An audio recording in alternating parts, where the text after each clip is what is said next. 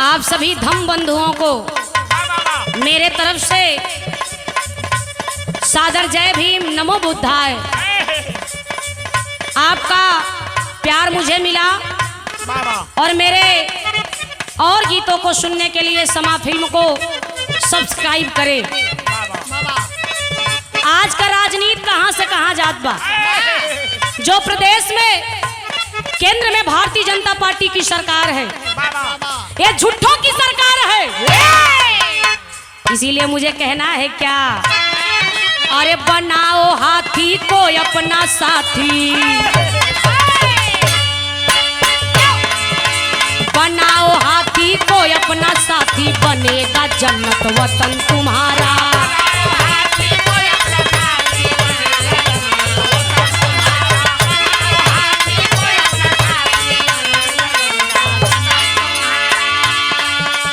बनाओ हाथी को अपना साथी, बनेगा जन्नत वतन तुम्हारा। अगर बीएसपी का साथी दो तो, अगर बीएसपी का साथ दो तो सदा हंसेगा चमन तुम्हारा।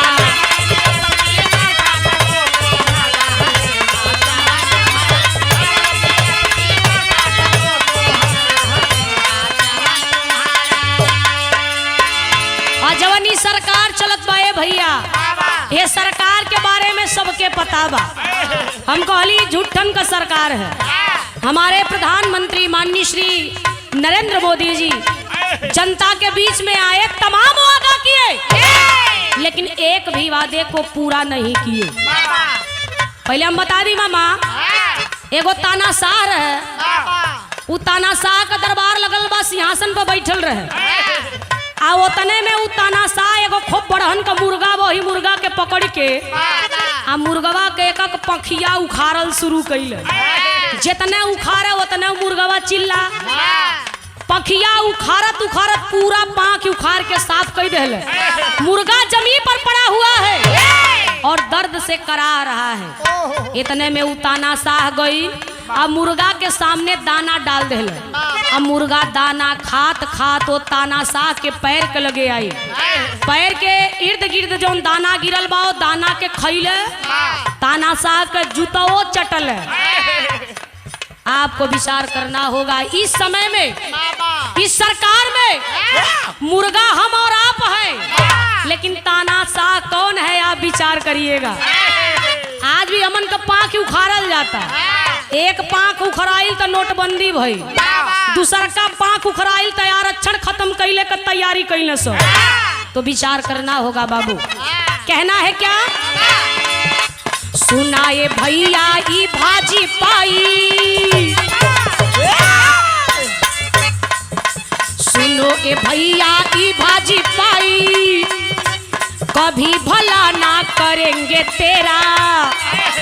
जो पीने वाले हैं रक्त यारो, जो पीने वाले हैं रक्त यारो, कभी न देंगे अमन तुम्हारा।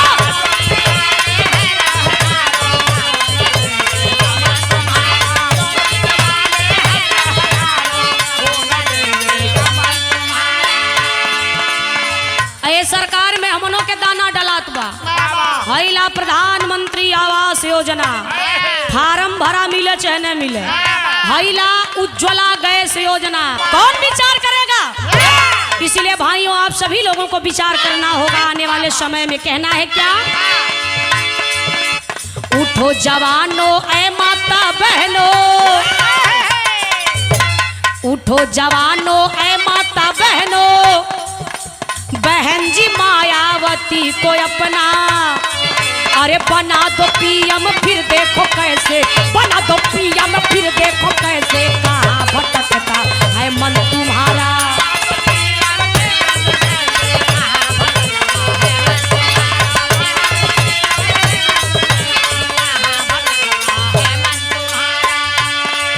हमके वो पहले का बात याद आवत बा, तख्त बदल दो, ताज बदल दो और बेईमानों का राज बदल दो। आने वाले 2019 में फैसला आपको लेना है बाबू। बहुजन समाज पार्टी की गायिका होने के नाते आपके बीच में मैंने अपने विचारों को रखा, लेकिन मनन आपको करना होगा, विचार आपको करना होगा और आने वाले 2019 में दृढ़ संकल्प के साथ उतरना होगा। और इसीलिए कहना है क्या, यही वक्त है बदल के देखो आज शासन की असलियत को। अरे राहगीर खुद बहन जी माया, राहगीर खुद बहन जी माया करेंगी पूरा सपन तुम्हारा।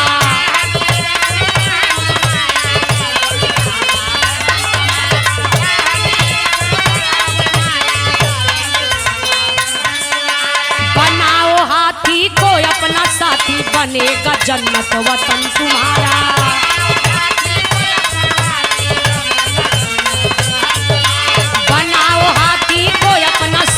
बनेगा जन्नत वतन तुम्हारा, बनाओ हाथी को अपना साथी, बनेगा जन्नत वतन।